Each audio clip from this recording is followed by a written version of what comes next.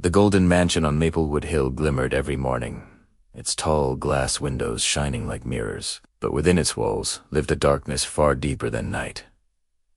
The darkness in the eyes of 8-year-old Ethan Montgomery, the only son of wealthy businessman Richard Montgomery. Ethan had been born blind. His parents, Richard and Clara, had spent millions trying to cure him, from European specialists to futuristic surgeries in Dubai. But every attempt ended in heartbreak. Ethan never saw the world his parents flaunted, never saw his mother's face, nor the stars he loved to imagine. Richard was a man of pride, used to control and perfection. But his son's blindness was something he couldn't control. And for that, he often took out his frustration on the world, especially on those beneath him. Among the servants of the mansion was Mary, a black maid in her late 30s. She had been with the Montgomerys for only 6 months, but her presence was different. She sang gospel hymns, softly as she worked, her voice like warm sunlight cutting through the coldness of marble floors. Ethan loved her voice. It was the only color in his dark world. "Miss Mary," Ethan would ask, sitting by the window, "what color is the sky today?" She'd smile gently. "Blue, baby, like heaven's softest blanket. And the trees, green, God's promise of life. And your dress, white, like hope." Ethan giggled each time, and Mary's heart ached. She'd lost her own son, Caleb, years ago, a kind, bright boy who died in a car crash caused by a drunk rich man who never faced justice. Ethan reminded her of him, but the Montgomerys didn't see Mary's kindness. To them, she was just another servant. Clara was polite, but distant. Richard was cruel. He hated how Ethan clung to her, believing she filled his son's head with nonsense.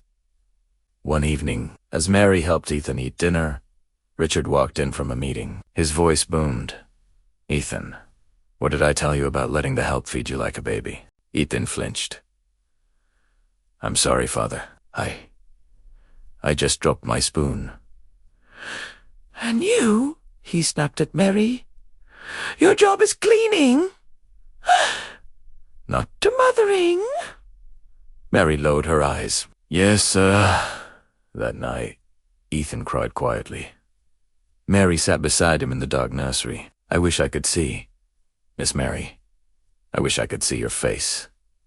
Her heart twisted. She knelt, placing her hand over his eyes. "God's timing is perfect. Baby, you'll see, maybe not with these eyes, but with your heart first." She began humming an old hymn. "Amazing Grace. How sweet the sound," and gently rubbed his closed eyelids with her warm palms. Ethan smiled faintly, soothed.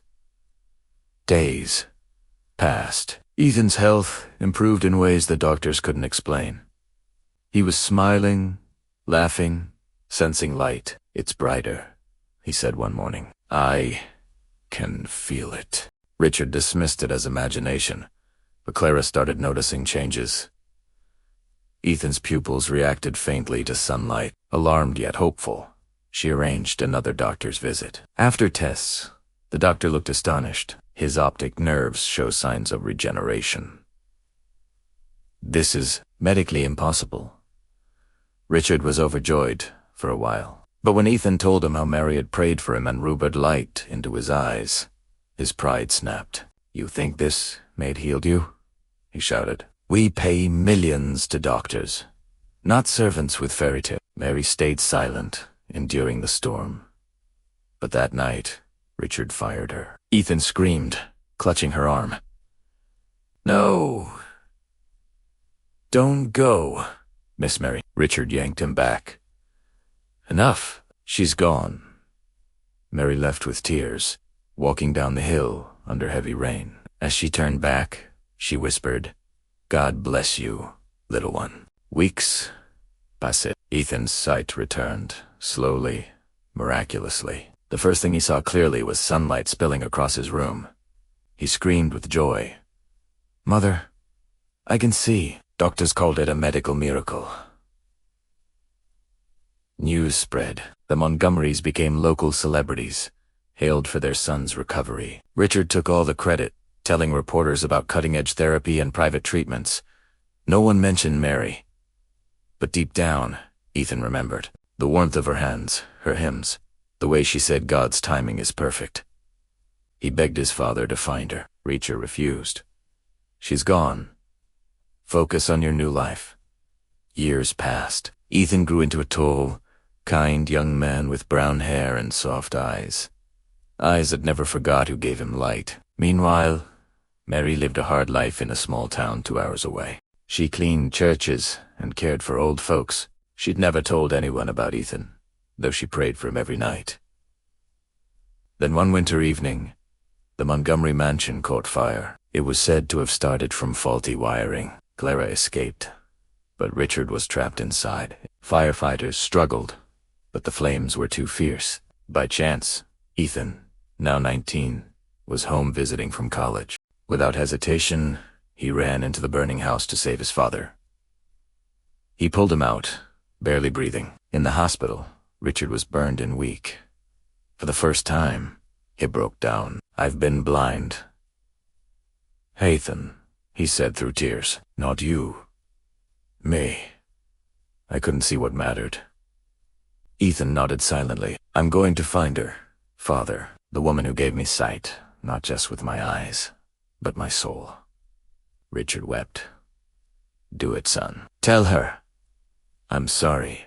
It took months of searching, but one spring afternoon, Ethan found Mary in a small church kitchen, folding linens. She turned older now, her face lined but her eyes gentle as ever. "Miss Mary," he said softly. She froze. That voice. Ethan smiled, tears shining. "It's me, Ethan." She dropped the cloth, covering her mouth. "Lord, have mercy." "You can see?" He nodded.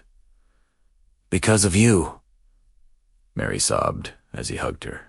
"Oh, baby, I just prayed for you. That's all I did." He shook his head. "You did more than any doctor. You gave me faith when no one else did." Later that week, Ethan brought her to the hospital to see his father. Richard, now frail but humble, looked at her with tears. "Mary, I was cruel. You were the light we all refused to see. Forgive me." She hesitated, then smiled softly. "You don't need my forgiveness, sir. You need God's grace. And maybe your own." He nodded, crying. From that day on, Mary became family. She moved back into the mansion, not as a maid, but as a cherished friend. She helped Clara run a charity foundation for blind children, named the Light of Grace. Years later, at the opening ceremony, Ethan stood before hundreds, telling his story. "I was born blind," he said, "but it wasn't medicine that gave me sight. It was love. Love from a woman the world looked down upon. Her faith healed me, and a kindness opened my eyes to what truly matters."